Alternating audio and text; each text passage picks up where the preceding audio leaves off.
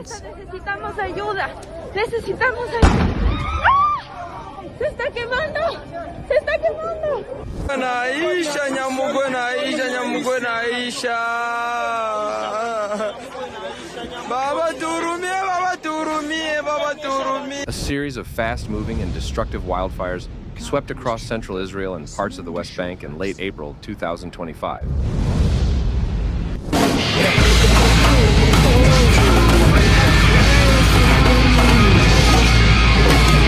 Forcing thousands to flee their homes and prompting a national emergency response. The fires, which broke out in more than 100 locations, destroyed vast areas of forest and farmland.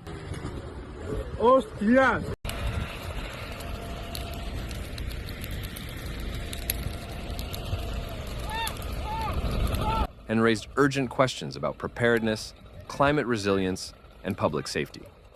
Fueled by extreme heat, dry air, and gusting winds that exceeded 80 kilometers per hour, the flames spread rapidly across the Judean mountains.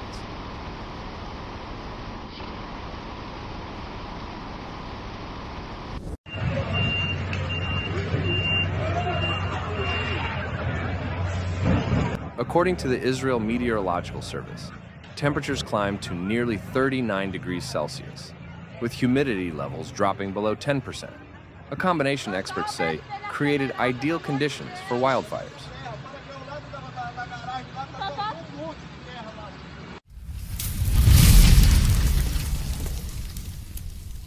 The largest fires occurred near towns such as Neve Shalom, Bekoa, Taoz, Mevo Horon, Mishmar Aylan, and Nahshon. Entire neighborhoods were evacuated as flames came within meters of residential buildings.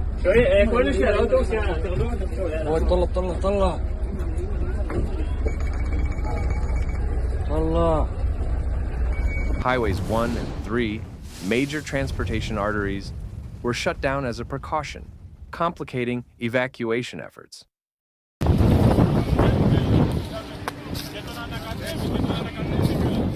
Over 25,000 dunams, roughly 6,170 acres, of land were scorched in just a few days.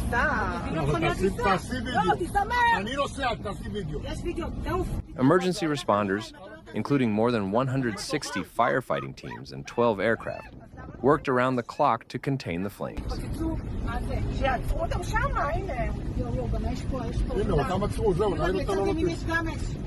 The Israel Defense Forces, IDF, deployed additional personnel and logistics support to assist both in evacuation and fire suppression efforts.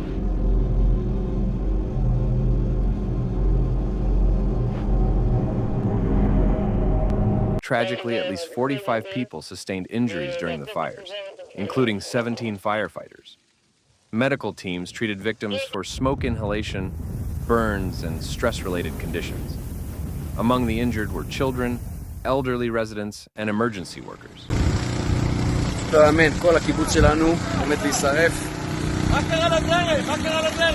Temporary shelters were opened in schools and community centers for the thousands forced to flee. As the fires were brought under control, Israeli authorities began investigating their causes.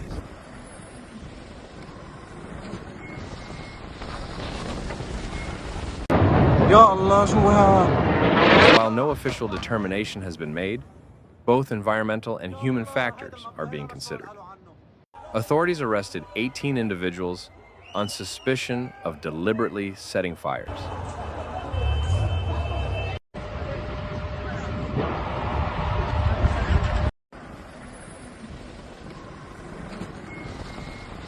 One suspect was allegedly caught in the act near Jerusalem. Investigators are examining whether these were coordinated acts of arson or isolated incidents. It is important to note that all suspects are presumed innocent until proven guilty in a court of law.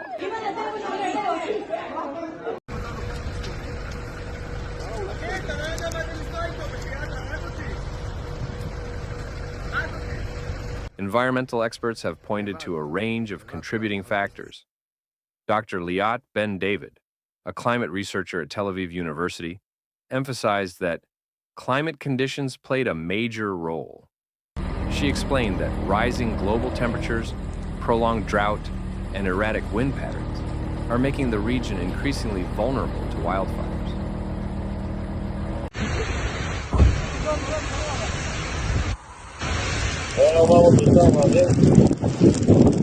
This is not just an isolated incident. These are climate-driven events, and they're becoming more frequent.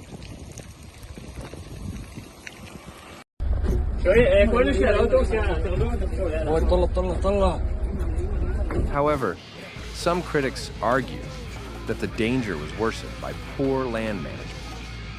In particular, afforestation practices in Israel have long focused on fast-growing, non-native pine trees.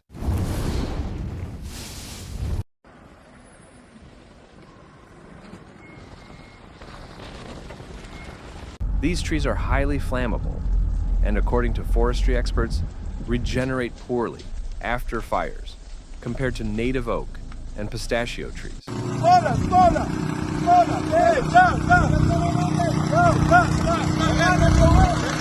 This was a disaster waiting to happen, said environmental policy analyst Eli Neva. We've spent decades planting monoculture pine forests in areas that are naturally prone to fire.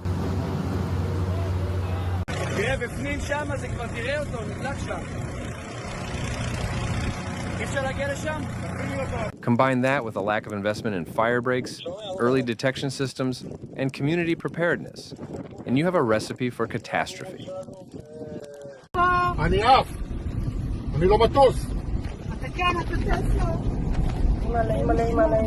In response to the disaster, the Israeli government declared a national emergency. Prime Minister Yair Cohen visited affected areas and promised swift aid to families and municipalities.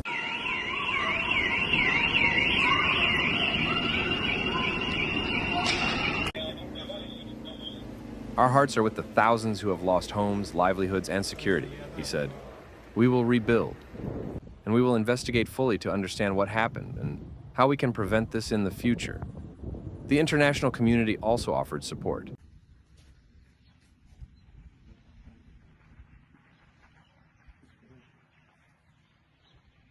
Firefighting reinforcements and aircraft were sent by countries including France, Greece, and the United States. On social media, messages of solidarity poured in from global leaders and Jewish communities abroad.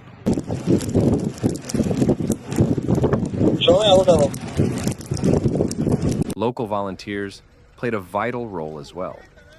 In many towns, residents banded together to help evacuate the elderly.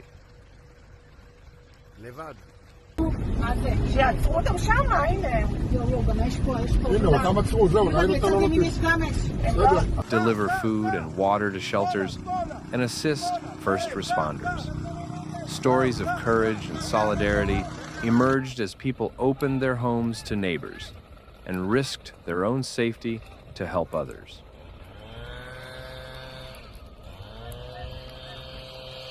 The economic damage from the fires is expected to be substantial. Insurance firms estimate tens of millions of shekels in losses.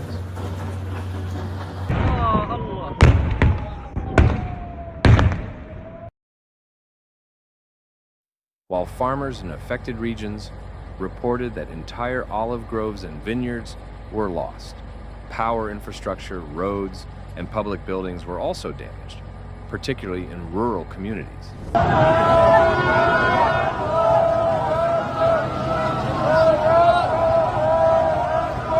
Looking ahead, experts warn that unless drastic changes are made, similar disasters will likely continue.